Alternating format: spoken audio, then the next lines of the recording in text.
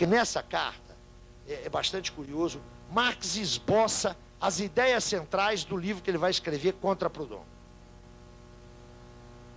Nos 3 primeiros meses de 47, Marx escreve uma réplica a Proudhon. Lembrem-se que o livro de Proudhon se intitulava Filosofia da Miséria ou o Sistema das Contradições Econômicas. Marx, como polemista, é impiedoso. Escreve um texto intitulado Miséria da Filosofia. E faz questão de escrever em francês, que era uma maneira também de humilhar o pobre do Proudhon, que não sabia nada de alemão. Marx abre o seu texto dizendo, como alemão e como economista, e desmonta a obra de Proudhon. Esse texto deve ser lido até hoje por 2 razões. Ambas, eu diria, independentemente da importância de Proudhon. Na verdade, Marx é extremamente unilateral no seu juízo de Proudhon. Eu queria, antes de passar as 2 razões importantes que justificam esse texto, eu queria chamar a atenção de vocês para uma coisa. Tudo que Marx diz de Proudhon na Miséria da Filosofia é verdade. Mas Proudhon não é só aquilo. Isso se explica na polêmica, não é? Quando você está na polêmica, você ataca os pontos fracos do seu oponente. E tome de ponto fraco em Proudhon. Entretanto, quem lê a Miséria da Filosofia, se lembre desse velho professor aqui e não repita o meu erro. É sempre bom a gente passar um pouquinho da experiência da gente, né? Eu li a Miséria da Filosofia quando vocês não eram nascidos. E o retrato que me ficou de Proudhon foi o seguinte, esse cara é um debilóide, é um débil mental. Eu não quero ler esse cara nunca na minha vida. É um idiota. 20 anos depois, eu fui obrigado a ler Proudhon, por um acidente biográfico. Eu li praticamente tudo que Proudhon escreveu. Quero dizer para vocês que eu morri de vergonha com o meu juízo anterior, né? Proudhon é muito maior do que aquele Proudhon que aparece na Miséria da Filosofia. Não é que Marx tenha sido injusto. Marx fez o papel do polemista. Toda a crítica que Marx dirige a Proudhon é fundada e pertinente. Mas, por favor, Proudhon não é só aquilo, não. Hein? Sejamos justos historicamente com o pobre do Proudhon. A Marx esse problema não se punha, porque se tratava de uma polêmica para demolir aquilo que ele julgava, e penso que corretamente, um grave equívoco teórico que comprometeria a ação política do proletariado revolucionário.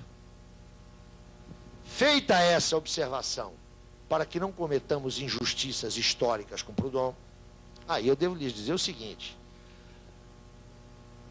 Proudhon leu a Miséria da Filosofia e fez anotações no seu exemplar. As anotações de Proudhon são horrorosas. Proudhon começa dizendo assim, Marx está errado, não é isso que eu digo, Marx torceu o que eu disse, e à medida que ele vai avançando na leitura, ele vai se revelando uma personalidade extrema. Olha que coisa engraçada. Acabei de chamar a atenção da necessidade de fazermos justiça a Proudhon. Vocês se lembram quando eu lhes dizia, não tornemos o maior dos iconoclastas mais um ícone, quando eu me referia a Marx e aquela noite mal dormida com Hélène Delmout? A mesma coisa vale para Proudhon. Não mistifiquemos os grandes homens. Proudhon, na sua irritação contra Marx, chega um momento dos seus apontamentos manuscritos, onde ele diz, este é um judeu, esta raça deve ser exterminada. Imagine Proudhon, um humanista, escrevendo isso na intimidade. Né? Ou seja, como diria Machado de Assis, toda cortina de seda tem uma bainha de algodão ordinário, não é? Mas eu diria, esta obra é de leitura obrigatória.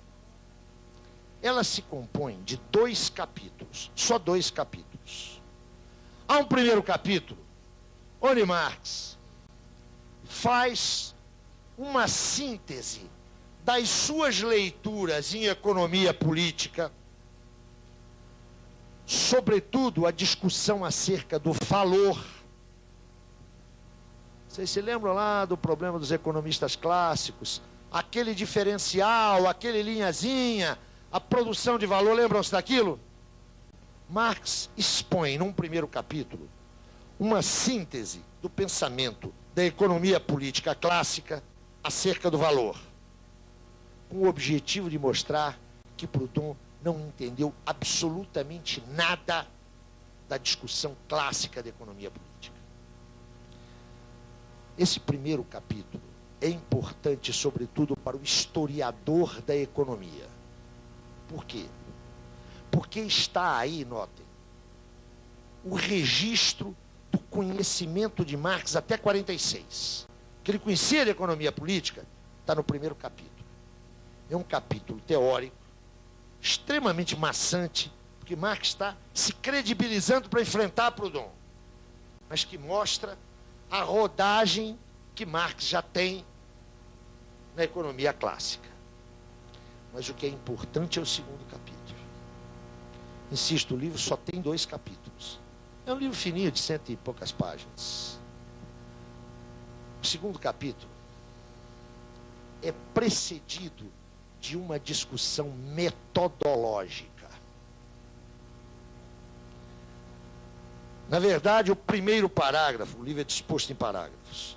O primeiro parágrafo do segundo capítulo, Marx faz observações metodológicas. Vocês se recordam que eu disse que Marx teve muito pouco nisso, lembra?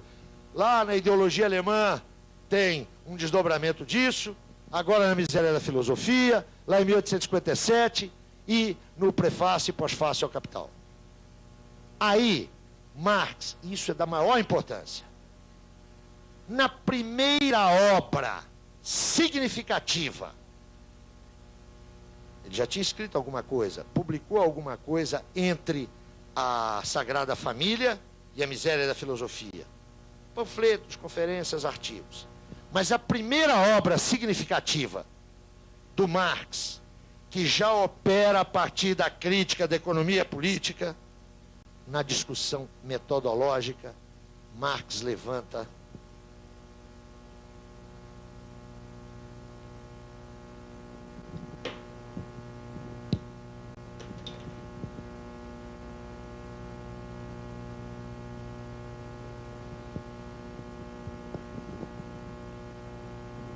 a categoria da totalidade como categoria teórica e ontológica fundamental. É aqui que aparece pela primeira vez, de forma explícita, a preocupação com a totalidade, a que voltaremos amanhã. Amanhã é sexta-feira. Eu estou fazendo essa anotação porque nesse segundo capítulo, onde Marx se estende 10 ou 12 páginas acerca do método adequado para se estudar a sociedade. E o ponto principal é que aqui, ó, ele tematiza pela primeira vez a categoria de totalidade. Então, primeira razão da importância deste livro, para além da querela e do esbofeteado pobre do Proudhon, é que aí, do ponto de vista da crítica da economia política, e nós já vimos o que era a economia política lá atrás e o que significa a sua crítica, Marx formula a exigência da totalidade como categoria organizadora da reflexão, como categoria teórica, mas ao mesmo tempo pondo-a, enquanto categoria teórica, como expressão de um modo de ser da realidade. A categoria da totalidade é fundamental para a crítica da economia política e, portanto, fundamental para a teoria social, porque ela é uma categoria constitutiva da realidade. Não se trata de uma categoria intelectiva. Ela é uma categoria ontológica. Ela existe como tal. Ela é uma expressão da existência social. Essa discussão metodológica que precede o segundo capítulo também é importante porque, mais uma vez, Marx fará referência a Hegel. E o Marx que faz referência a Hegel aí não é o Marx de 43, sob influência de Feuerbach. Agora é um Marx que, mesmo assinalando a enorme diferença entre a sua forma de analisar e a forma de conceber de Hegel, reconhece em Hegel a referência fundante da sua formação.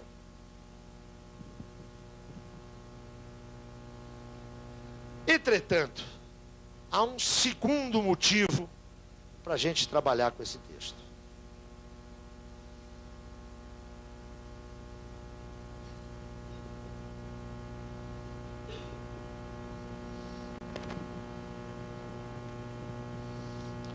É na miséria da filosofia, no capítulo 2 de Polêmica com Proudhon, que Marx explicita, que Marx expressa a sua primeira análise do modo de produção capitalista.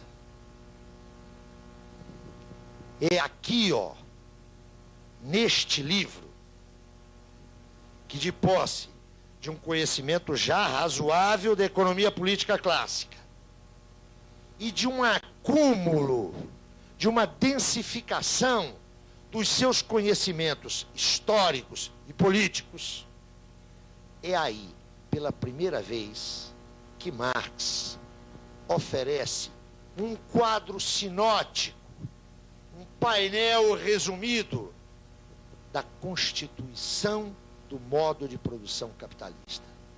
Então aqui comparecem afinadas as categorias de forças produtivas, relações de produção.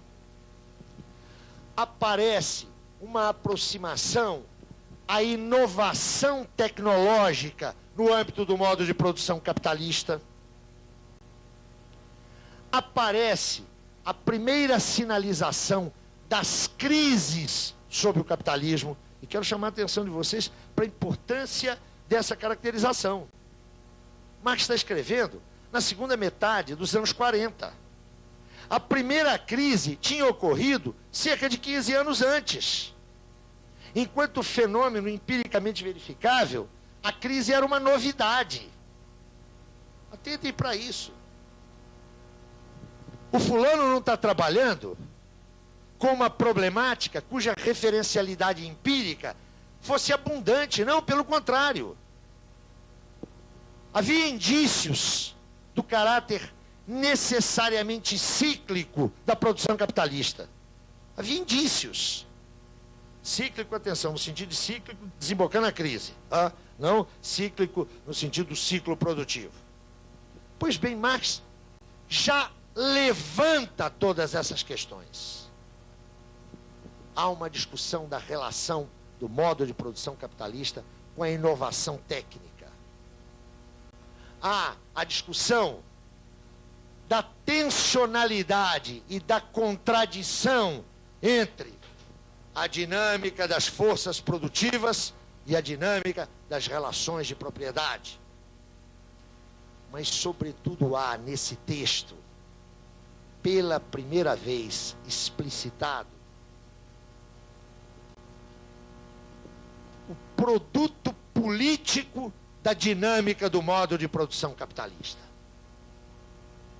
Aquele conceito de classe que aparece no pensamento marxiano lá na segunda crítica a Hegel, agora é trabalhado, é concretizado na análise do movimento dos trabalhadores na Europa.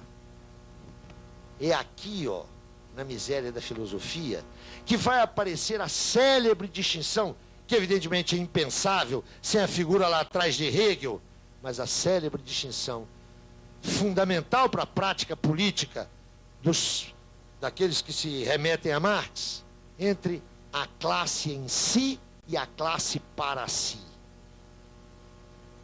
É aí, na miséria da filosofia, que essa caracterização aparece. Notem, Marx está tratando do modo de produção capitalista, mas ele está pensando na sua totalidade. Não se trata, portanto, e tão somente, de encontrar formas de análise capazes de reproduzir idealmente o movimento da produção material. Marx está discutindo aí a produção capitalista e já aponta para o fato de que ela é sempre reprodução das relações sociais capitalistas. Aqui, ó, o proletariado deixa de ser uma referência simbólica e passa a ser estudado nas suas determinações histórico-concretas. Marx está ligadão, ó, com a evolução do movimento cartista na Inglaterra. Está observando todas as lutas europeias para a limitação legal da jornada de trabalho. Mas está também com o olho posto na organização burguesa.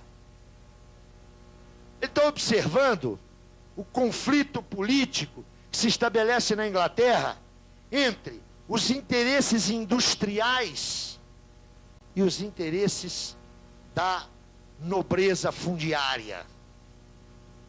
Marx faz uma primorosa análise das condições que levam à aprovação da lei sobre os cereais. Vocês conhecem essa briga? Então vamos resumir depressinha, porque é lateral, é só para vocês entenderem a importância da análise de Marx. A coisa é a seguinte: os grãos norte-americanos estavam forçando a queda da produção inglesa. O trigo americano estava chegando na Inglaterra a um preço muito mais baixo que aquele que expressava os interesses, os gastos e a produtividade do produtor inglês. O que é que a oligarquia faz? Introduz uma série de barreiras alfandegárias. Taxa o trigo americano.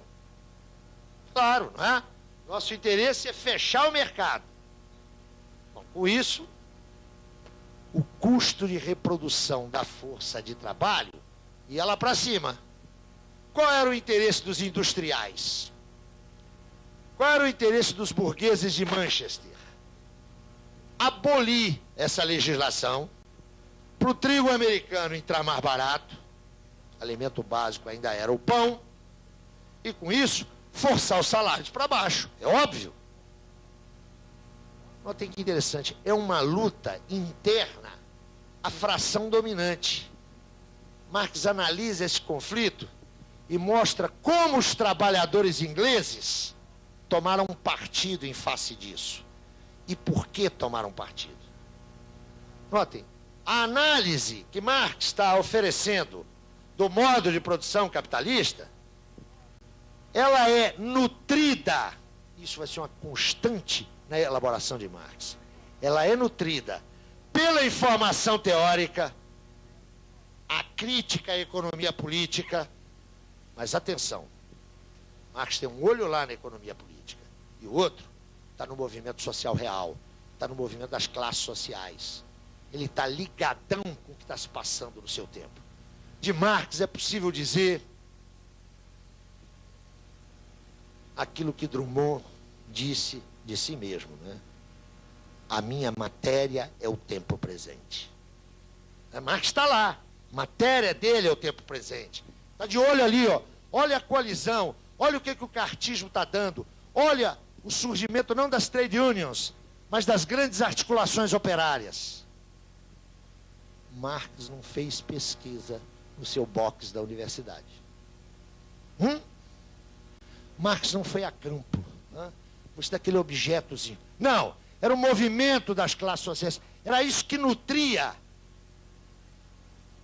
Era isso que dava músculo, carne, sangue ao esqueleto teórico. A análise do modo de produção capitalista aqui é a primeira análise de Marx que vincula uma estrutura teórica dada com o seu movimento histórico. Ontem eu conversava com uma socióloga, só um minutinho, e falávamos um pouquinho de como é que a sociologia sempre trabalhou, não diremos numa dualidade, mas sempre meio exprimida entre uma sociologia sistemática e uma sociologia histórica, não é? Entre o eixo da diacronia e o eixo da sincronia. Em Marx não existe isso. Uma estática e uma dinâmica sociais são próprias de Comte e dos seus herdeiros. Aqui, ó, uma estrutura teórica não é um modelo, não é um paradigma para se pensar a realidade. É a reconstrução ideal da estrutura real desse objeto, mas que é um objeto em processo. Marx aprendeu a lição de Hegel. Ser é processo. Ser é processualidade. E não caiamos nas banalidades de que tudo está em transformação. Não é isso, não. É uma processualidade movida. É uma processualidade dinamizada pelo sistema de contradições inerentes a este mesmo processo. Isso aí é o que a gente chama, eu não chamo, mas quase todo mundo chama de dialética. É só para vocês não irem embora dizendo, o Zé Paulo falou uma semana sobre Marx e não falou em dialética. Estou falando nisso o tempo todo. Eu só não estou metendo carimbo.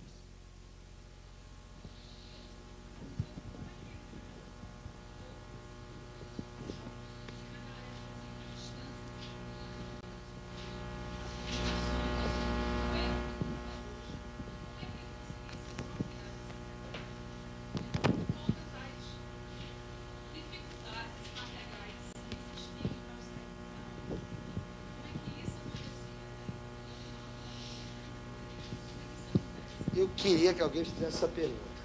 Mas já antes, eu não queria do sofista lá que me embananou, que eu vou ter que estudar.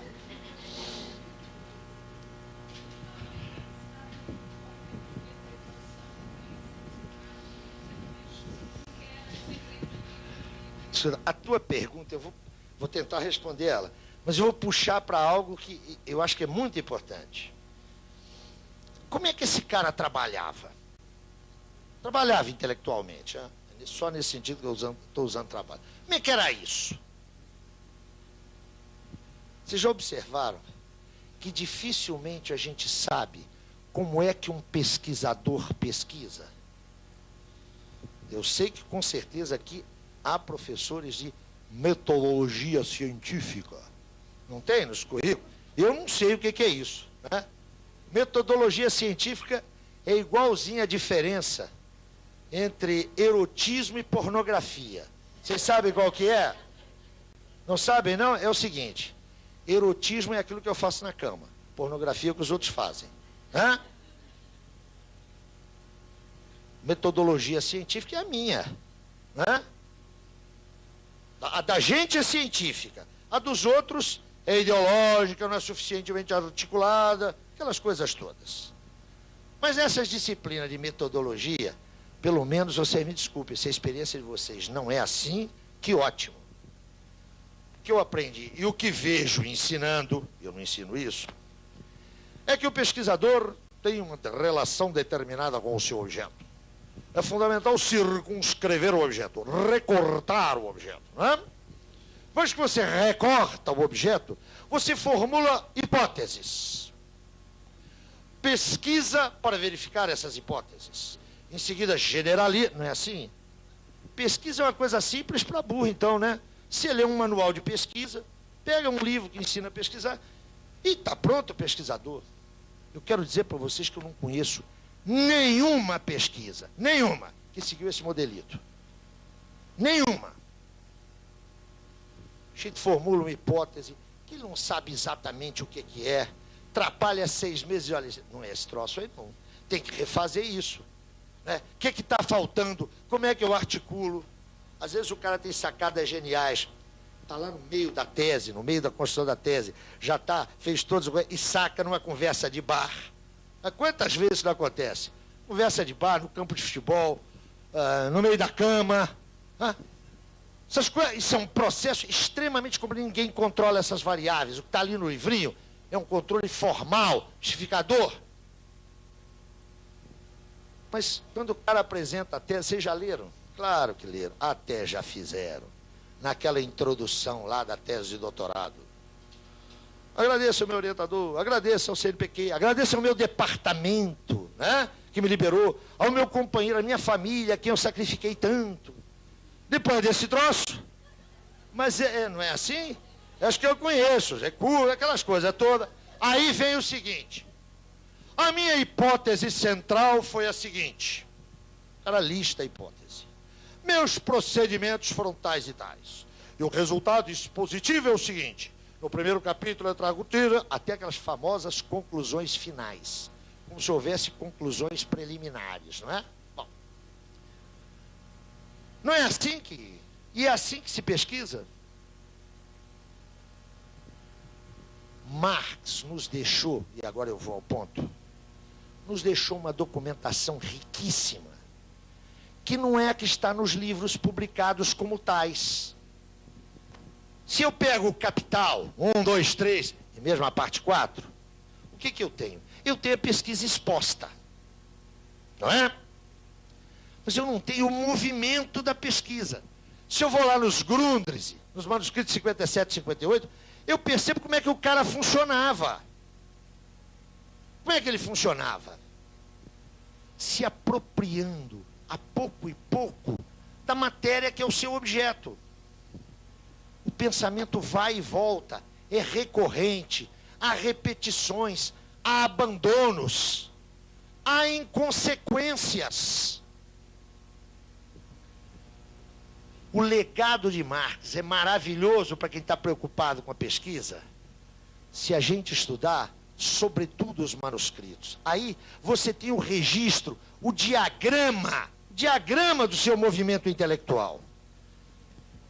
E, sobretudo, eu brinco muito, ainda bem que Marx não viveu num momento em que o telefone está disseminado. Sabem por quê? Marx fica de 50 até o final da sua vida, poucas vezes viajando, mas viajando, especialmente nos anos 70, em Londres. Engels está em Manchester, trabalhando. Ainda que se visitem, estão com alguma distância. Mas se eles tivessem telefone, eles iam papear toda noite. Mas provavelmente não, a minha hipótese é falsa. Eu vou refazer a minha hipótese. Porque seguramente haveria alguém gravando, não é? Devia ter um grampo qualquer e a gente teria o registro. O que eu quero dizer é que, se eles tivessem telefone, eles bateriam papo toda noite e a gente não saberia nunca a quantas eles andavam. Eles se escreviam várias vezes por semana. Já naquela época o correio inglês funcionava. Na correspondência de ambos, que é uma fartíssima correspondência, nós podemos notar, a correspondência não era fofoca, hein? Tinha também fofoca. A correspondência eram os seus problemas teóricos. Marx fazendo indagações a Engels, Engels sugerindo textos, sugerindo indicações, sugerindo pistas de investigação. Notem, esses materiais nos dão o movimento intelectual de Marx. Que movimento era esse? Marx trabalhava, eu tentei sinalizar isso agora há pouco, mas quero explicitar melhor. Marx trabalhava com visão binocular, igual passarinho. Ele tinha um olho nos textos. Ele tinha um olho na documentação. Por documentação, entenda-se, livros, panfletos, documentos oficiais, relatórios. Onde é que Marx estava vivendo? Estava vivendo em Londres. Não por acaso, na City. Ali, ó, não estava só a oficina do mundo. Ali estava a transação bancária do mundo. Ali já tinha bolsa de valores. Querem informações precisas sobre os empréstimos do Império Brasileiro Os Rothschild não vão achar no Rio de Janeiro, mas estão lá em Londres. O cara estava num observatório. Vou sugerir a vocês duas coisas quando forem a Londres. Primeiro, dá uma chegada no Museu Britânico. Pois é, mas de qualquer maneira, a hemeroteca está lá. Vocês sabem o que é uma hemeroteca, não é? Coleção de jornais. É uma biblioteca de jornais. Vocês vão encontrar praticamente todos os jornais provinciais brasileiros lá. Não se esqueçam que o Hipólito da Costa, aquele lá de 1808, tinha sua base lá. Marx dispunha da melhor hemeroteca do mundo, claro. E essa observação, tua pergunta tem sentido por isso. Esse negócio ia de paquete. Ia de vapor. Então é evidente que a notícia chegava com retardo. Atenção. De qualquer maneira, ele estava no centro que coligia a informação. Ele tinha um olho nessa documentação. Aí eu queria falar a segunda coisa para vocês irem a Londres. Além de irem no British, dei uma chegada no cemitério de Highgate. O cemitério de Highgate é um cemitério pobre, um cemitério judaico, judeu, e lá está o Marx e a família dele, tem um monumento enorme. Assim como o católico tem que beijar, tem que ir lá na Basílica de São Pedro, o comunista tem que ir lá depositar rosas. Eu fiz isso N vezes, e aí aconteceu uma coisa ótima, gente. É uma aldeia, é o único túmulo grande que existe. E, naturalmente, o neguinho vai lá e tira fotografia. Eu tirei várias. Mas você... Não paga, não.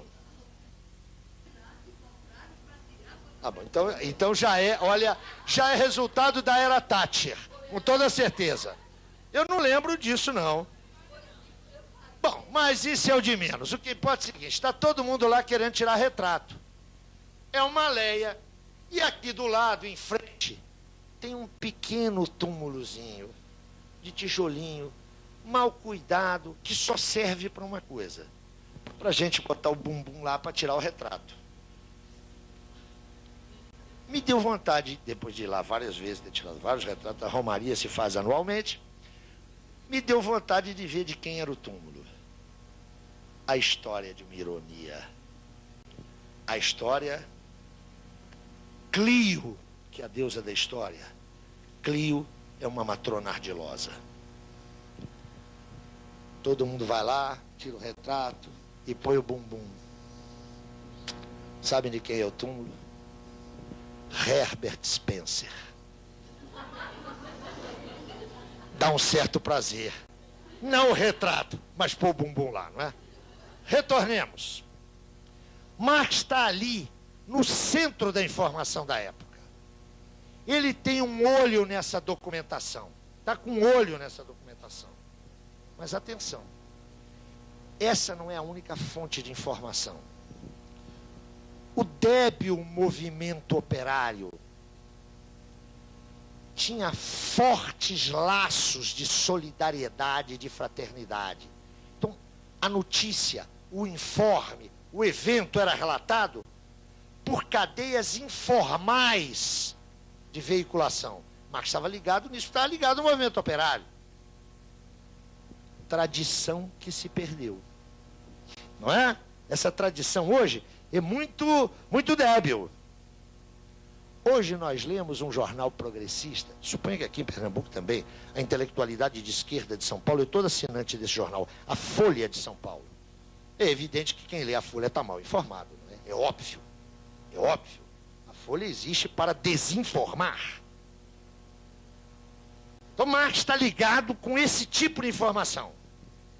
Mas o outro olho, a visão binocular, ele está acompanhando todos os processos políticos visíveis. É claro que isso não apenas levou a esse acompanhamento, mas o levou a equívocos. Eu vou apenas sinalizar um. Marx estava de olho na América. Marx não fala em Estados Unidos, fala em América. Hã? E Marx tem uma profunda admiração pela América. Surpreendente hoje para algumas pessoas, né? Quando Lincoln é reeleito presidente, Marx, em nome da Associação Internacional, lhe passa um telegrama que vocês deviam ler. Eufórico. A vitória Yankee, para Marx, foi fundamental. Destruía o latifúndio e a escravatura. Quando os gringos tomam a Califórnia, depois tomam o Texas e o Novo México, Engels escreve para Marx preocupado, dizendo, olha, caráter expansionista, sabe o que Marx diz? Que maravilha! Lembre-se da historinha de Lafargue, contada aqui anteontem. Que maravilha! Os operosos Yankees vão promover o desenvolvimento que esses mexicanos indolentes não promoveram. É esse Marx, né? Ele está de olho na América Latina. Pedem a ele uma biografia, um verbete de uma enciclopédia de Bolívar. Vocês não leram esse texto de Marx chamado Simão Bolívar? Então, por favor, não leiam. O texto é um desastre de desinformação. Ele desqualifica o Bolívar. Marx não entendeu nada de Bolívar, nada. O que nos faz estar aqui é que Marx acertou no atacado. Onde é que foi o atacado? Sabe onde é que foi o atacado?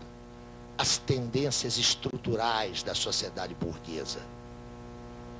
Eu vou lhes propor uma brincadeira para amanhã.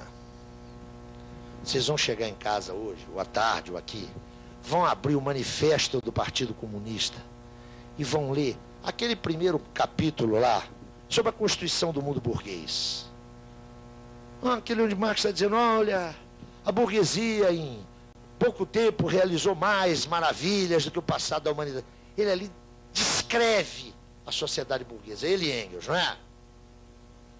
Dizem lá, olha, a burguesia cortou, tirou o véu idílico que cobria todas as relações de dependência e colocou entre os indivíduos o frio peso do metal-dinheiro. Fez do padre, do professor, do médico, do advogado, um vendedor. Lembram-se disso? Leiam essa parte. Depois que vocês lerem, fechem os olhos e se indaguem se aquilo era o mundo em 1848. Claro que não. Aquilo é uma visão inteiramente futurista. Um sujeito que em 1848 abrisse aquele troço, ia dizer, esses dois caras são delirantes. Aquela descrição é a descrição do nosso mundo hoje. Quase 160 anos depois, eles acertaram. É a descrição do nosso mundo. Sabe o que faz Marx? E agora eu respondo para você. Não do ponto de vista técnico, do ponto de vista essencial. Marx foi capaz de apreender as tendências estruturais da ordem burguesa. A descrição de 48 é Júlio Verne. Como é que os caras acertaram? Acertaram, não é graças a nenhum milagre. Não tem nenhum dote, não tem nenhuma intervenção do Espírito Santo. Marx acertou porque encontrou a perspectiva teórico-metodológica capaz de lhe permitir a apreensão do movimento desse objeto. O que ele captou foi esse movimento. Foi isso que ele reproduziu. Me faça entender? Eu já vou dar um salto, gente, só para provocar vocês. É evidente que isso me entusiasma, não é? Não é porque eu sou adepto do texto, não. Porque eu acho genial isso. Isso é coisa nossa. Isso é processo dos homens. Nós é que estamos ali. O indivíduo Marx foi importantíssimo. Isso é uma conquista nossa. Marx está escrevendo em 1860, 1870. O que ele diz no Capital? Na obra Capital? o modo de produção capitalista necessariamente, produz exponencialmente mais riquezas. 2, e concomitantemente produz e reproduz pauperização. Legal, né? Agora, os pesquisadores encontrarem a nova pobreza, não é? Não tem uma nova pobreza? Eu acho que não tem nova pobreza de coisa nenhuma. Sabe? Não tem nova pobreza nenhuma. É a velhíssima lei geral da acumulação. Nova questão social? Tem gente que se diverte com isso e até ganha a vida assim. Marx está escrevendo lá, é próprio do movimento do capital concentrar-se e centralizar-se. Não tinha monopólio no sentido moderno. Isso é um processo de concentração fático, empírico, pós-1880. Dê uma olhada aí nas fusões dos últimos 10 anos. O que faz a gente estar estudando Marx aqui, sem nenhuma visão museológica de sua obra, é que ele apreendeu o movimento do objeto, apreendeu nas suas tendências estruturais. Como é que isso foi possível? Foi possível, primeiro, porque havia um suporte social para isso. Ele está trabalhando no pós-48. Já falamos do sujeito social que Marx vocaliza. E segundo, porque ele estava municiado, apetrechado, teórico-metodologicamente. É claro que aí entra uma questão de talento pessoal, é óbvio. Mas essa é aquela questão meio intangível que a gente não tem como discutir. Ele estava com um olho na documentação, um olho no processo político. Nem sempre acertou. Nem sempre acertou. Às vezes trabalhou com informações que não eram inteiramente fidedignas. Ajuda isso? Vamos lá. Eu estava lhes dizendo da importância da miséria da filosofia. Por quê? Porque oferece a primeira análise de Marx num painel do modo de produção capitalista. Além daquelas observações de natureza metodológica, me importa ressaltar que é aí, pela primeira vez, que Marx oferece uma análise global do modo de produção capitalista. Mas não a oferece apenas com uma referência estrutural. Antes, ele satura essa referência estrutural com um movimento histórico que se desdobrava, que se desenvolvia ante seus olhos. E, sobretudo, porque ele recupera na tensionalidade política da época, porque ele recupera no marco dos conflitos políticos, das lutas de classes da época aí, da primeira metade dos anos 40, Marx recupera essa dimensão política no âmbito da sua abordagem estrutural. Aqui, ó, o que eu tenho não é apenas uma análise do modo de produção capitalista. Eu tenho mais. Eu tenho a análise, esse primeiro esboção, e vocês vão ver porque que eu estou dizendo primeiro esboção logo em seguida. O primeiro esboço dessa visão de conjunto da dinâmica capitalista, mas com a incorporação integrada, orgânica, do movimento das classes sociais no âmbito político e teórico. No âmbito político e teórico. É na miséria da filosofia que Marx vai apontar o caráter ahistórico das categorias da economia política clássica e mais. É aí que ele vai caracterizar os economistas como ideólogos da burguesia, no caso da burguesia revolucionária. Aqui eu tenho, pela primeira vez, um Marx que, partindo da crítica da economia política, olha lá o primeiro capítulo, discutindo valor, é capaz de reproduzir idealmente, categorialmente, o movimento de constituição da ordem burguesa. E é aqui que ele vai fundar, nas contradições do modo de produção capitalista, a alternativa da revolução. O que antes era uma petição, vamos voltar lá a 44, segundo a crítica a Hegel, o proletariado é o herdeiro da filosofia. O proletariado realizará, o que significa suprimi-la, realizará a filosofia através da revolução. Aqui, ó, eu tenho a análise daquelas condições que são imanentes ao modo de produção capitalista, que podem fundar a possibilidade da revolução. Até aqui, a importância da obra. Até aqui, a primeira expressão da teoria social fundada na crítica da economia política. Mas atenção, Marx tem 3 anos de estudo da economia política.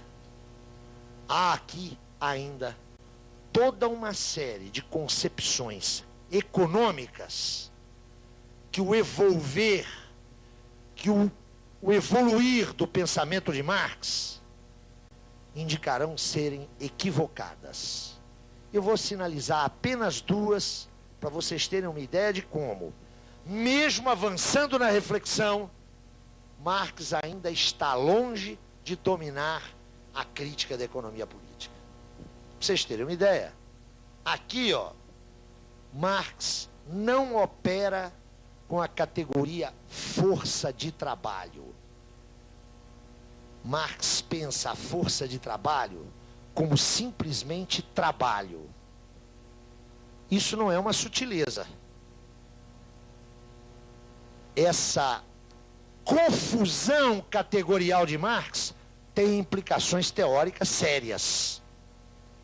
Marx ainda não pode conceber claramente o que seja a mais-valia. Ele está trabalhando com a noção de que o capitalista compra do proletariado o seu trabalho.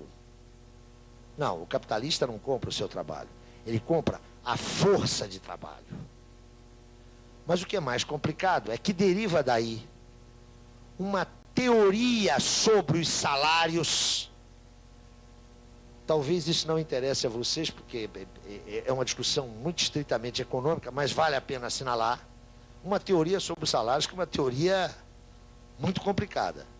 Uma teoria que, no limite, vai conduzir à noção de que o desenvolvimento capitalista implica sempre uma pauperização absoluta dos trabalhadores. Noção que vai estar presente ainda no manifesto do Partido Comunista. Marx vai levar mais de 10 anos para superar essas dificuldades. É só para sinalizar que já de posse do instrumental básico para construir a sua teoria social, Marx ainda tem muito que aprender. Muito que aprender. É filho direto da polêmica com o manifesto do Partido Comunista. Cabem aqui algumas observações.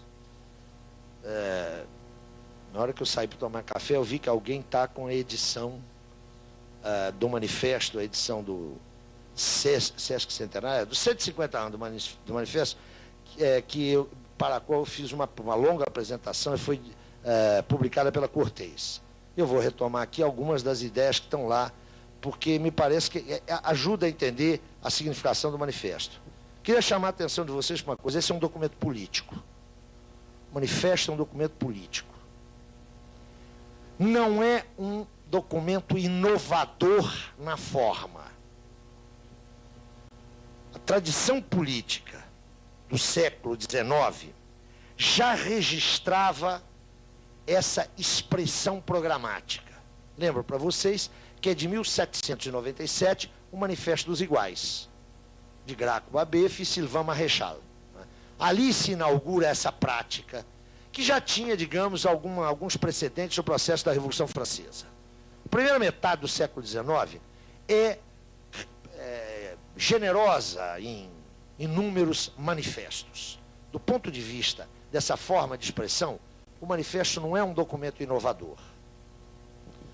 O que é absolutamente inovador no manifesto é que, pela primeira vez na história, uma programática política é precedida de uma fundamentação teórica.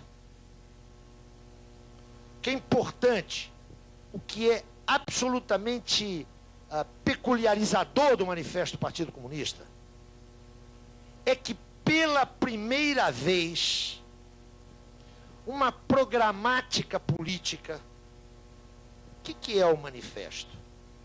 O manifesto é a apresentação à sociedade europeia, à opinião pública europeia, aos políticos europeus, mas, sobretudo, aos trabalhadores europeus. É a apresentação de um programa de um partido que está surgindo, é só isso. Entretanto, pela primeira vez, este programa é precedido de uma fundamentação teórica. Esses dois pontos vão merecer a nossa reflexão em seguida. Por que Marx e Engels produzem um documento que não é apenas um documento programático? Por que eles não apresentam? Olha, acaba de ser refundado em Londres a Liga dos Comunistas e a nossa proposta é 1, 2, 3... Não sei se vocês se recordam que o programa que Marx apresentou é um programa de pouco mais de 10 pontos, 11 pontos. É uma pagininha só. Por que eles escreveram 22 outras páginas? Quero lhes lembrar que a edição original do manifesto tem 23 páginas. Claro, né, as edições contemporâneas trazem prefácios, pós-fácios, notas, aparato crítico. É isso que as torna mais gordinhas. O documento original tem 23 páginas. Por que Marx e Engels não apresentaram simplesmente numa página o programa, os 10, 11 pontos do programa? Por que eles se deram ao trabalho de, antes de apresentar esse programa, oferecer uma sinopse do movimento da ordem capitalista? Por uma razão central.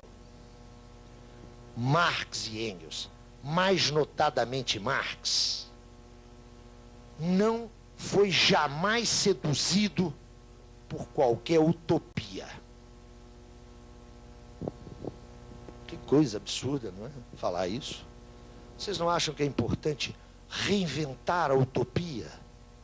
Vocês não acham que a esquerda está carente de utopias? Vocês têm todo o direito de achar. Tenho visto intelectuais da maior qualidade, da maior responsabilidade, repetirem essa cantilena, esse cantochão monótono.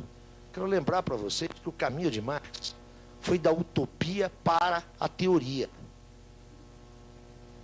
Não é por acaso que, quando se selecionam 3 capítulos de uma obra sua editada em alemão para uma edição francesa, Engels concorda com a formulação que ele é dado, que aliás está lá, do socialismo utópico ao socialismo científico. Vocês sabem que isso não é um livro de Engels, né? É, na verdade, uma edição de partes de uma outra obra sua. Marx e Engels detestavam o utopismo.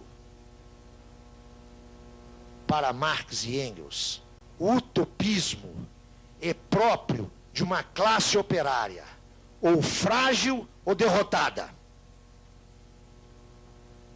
É utopista quem é incapaz de fundar no movimento real uma proposta factível.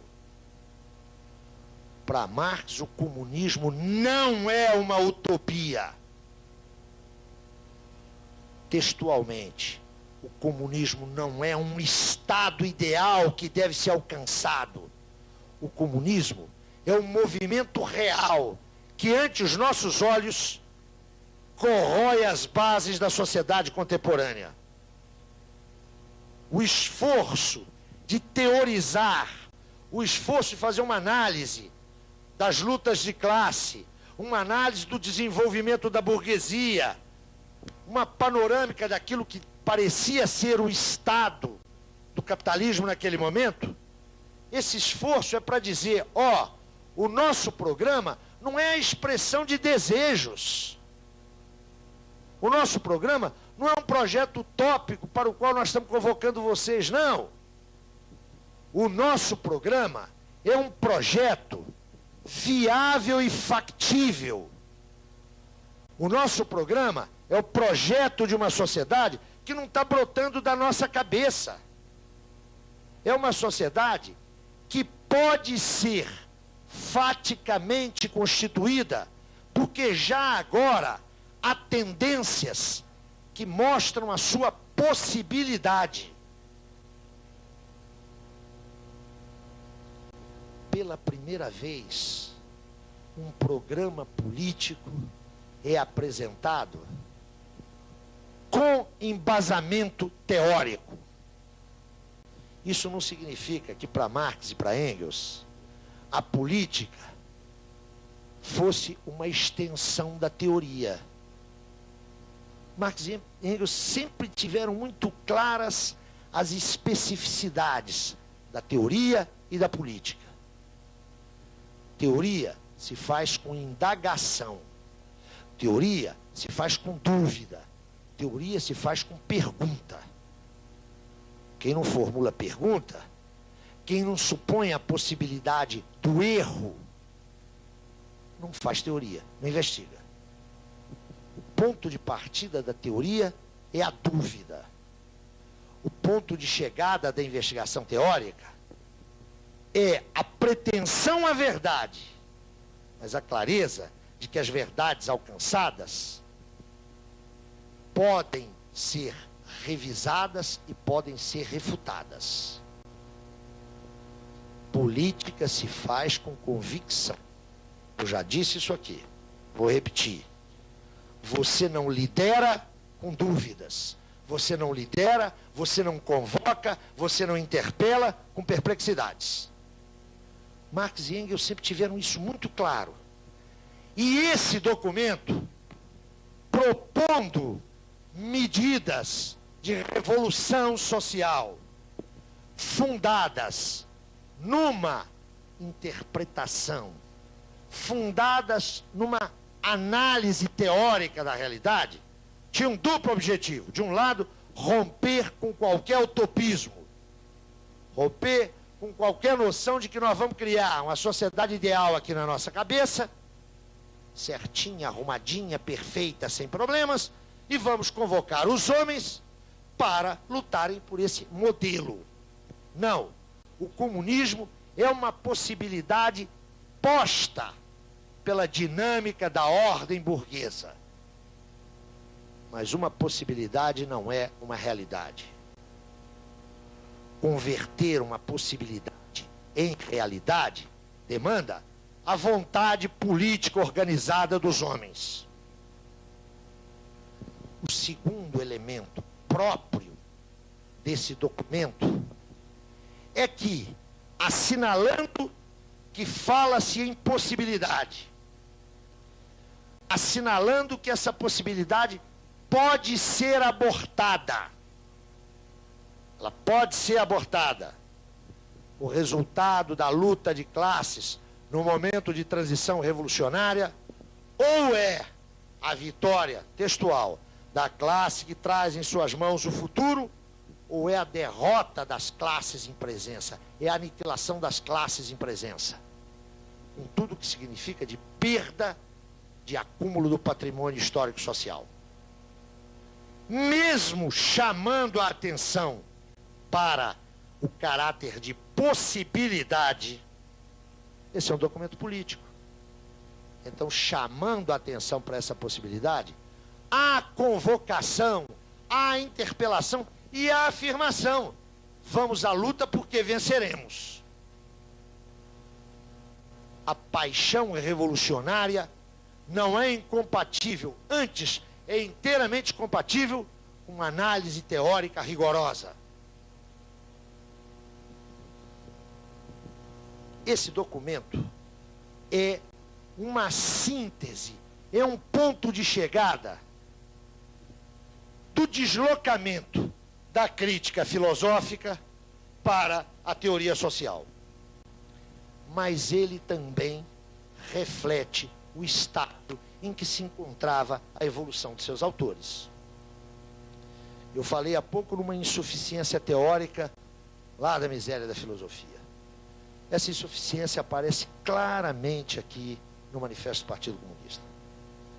Uma leitura atenta do Manifesto do Partido Comunista mostra que a tendência de fundo que os seus autores levantam é a tendência de uma pauperização absoluta dos trabalhadores. Essa concepção teórica é falsa.